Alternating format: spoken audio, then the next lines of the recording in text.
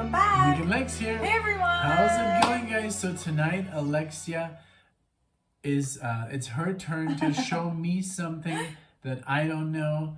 And this is so cool because there's a little bit of history here. As you see the title, Death Cab for Cutie. And I was like, what the hell is that death cab? What does that mean? But we went to see this in 2011 in Seattle.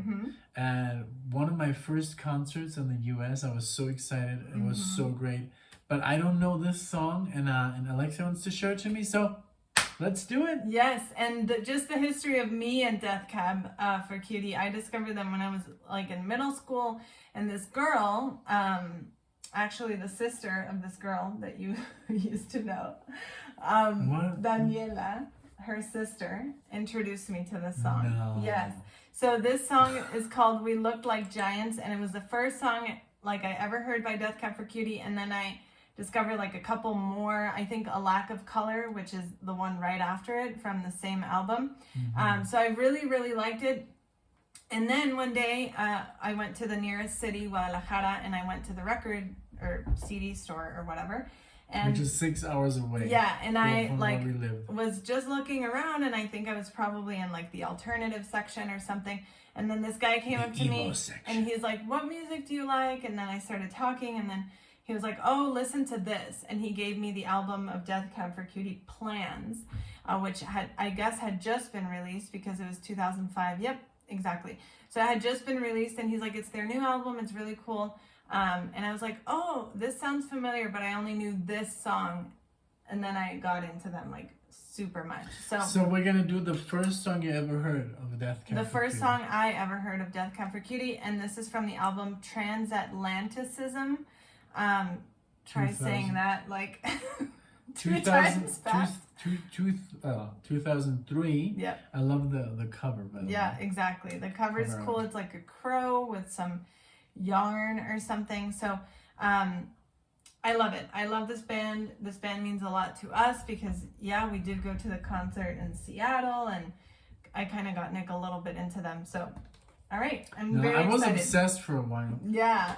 Yeah, but I would only listen to the songs that I had heard live. Which is exactly, so yeah. Because you can't. You never took like a deep dive. No. So this is gonna be We Looked Like Giants. I mean, I'm not gonna say it's their best song ever, but I'm sharing with him the first song that I ever heard. So here we go.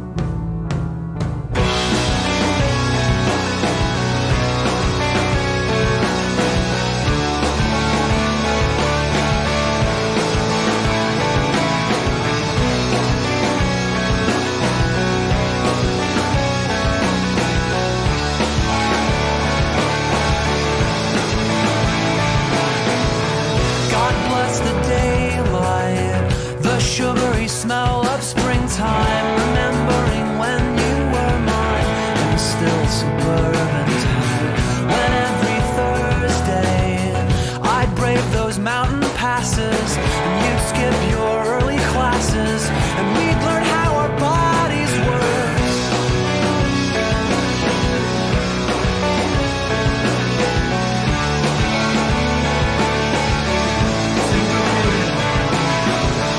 Goddamn the black night, with all its foul temptations, I've become what I always hated when I was with you.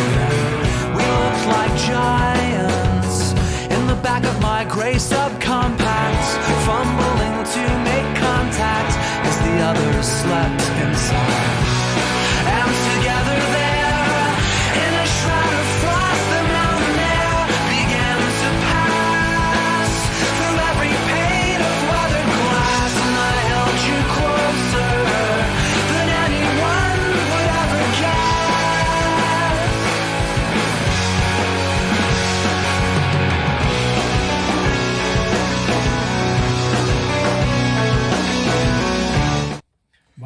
I love it. I love what I love about this band, and this was also what I experienced when we were listening to them live, and then I like how he pronounces the words. Yeah, me very too. clear.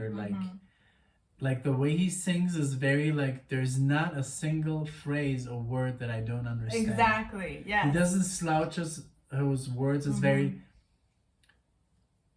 I don't know. Yeah. And I like his voice too. Like I don't know. It's very unique. Very unique. And it doesn't sound like Blink-182. That's a band that I don't like. He can't stand them. But because she has played me some Blink-182, and I'm like, But maybe I should play you some like good stuff. maybe some good Blink-182. But like he doesn't sound like that, and it's like the time, 2003. Blink-182 was that during the. Yeah. But I love. It's very good. Their musicianship is very good. I love the singing.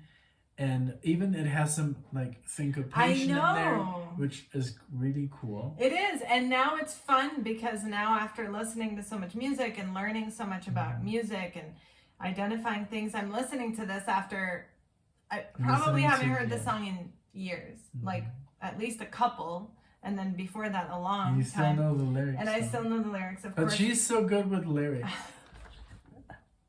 Sorry. The phone is about to die. Yeah, I know.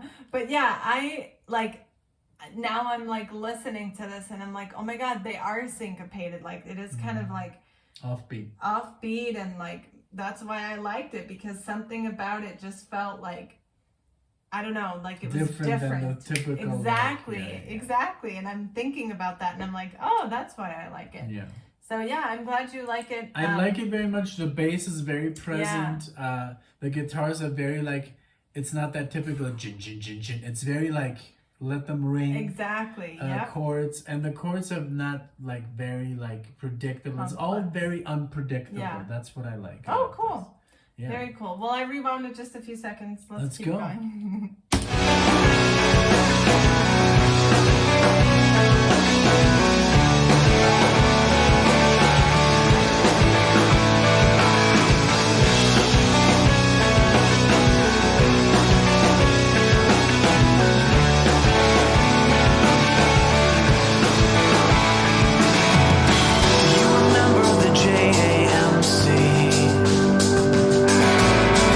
And reading aloud from that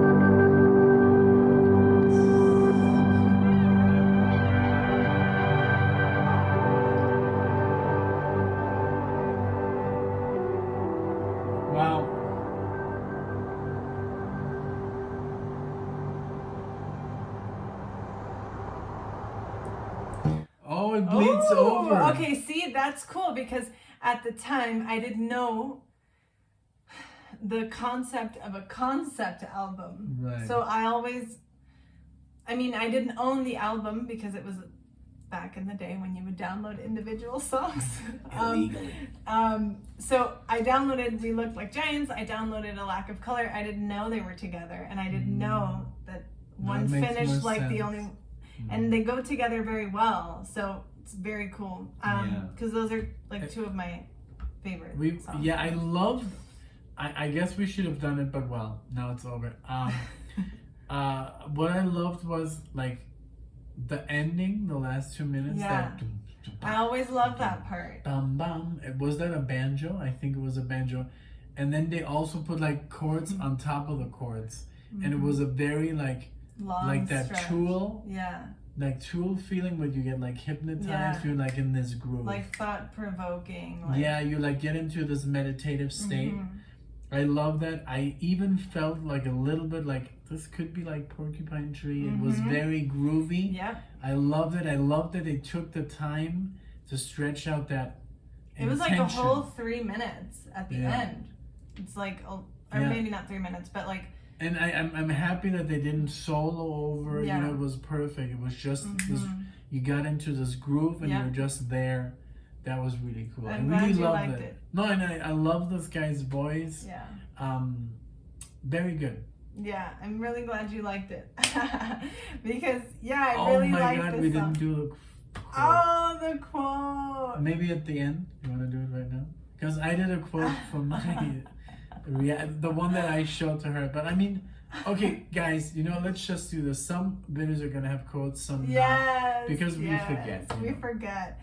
But I'm really glad that you enjoyed this. I hope you guys enjoyed this. I know this is not normally what we cover on the channel, but I enjoy sharing the music that I like with Nick and with you guys. That's great though, because I mean, there's a lot of people that love Death Cab for Cutie, and they're gonna see the videos, and maybe then they'll discover the Dan or Yes or Pink Floyd. That's true. So that's very true. It's just another gateway for other people of maybe in your age range to discover the channel and then listen, like you listen to like stuff from the 70s and 60s and stuff. That's very true. So if you guys like Death Cab for Cutie, let me know if you want any more suggestions.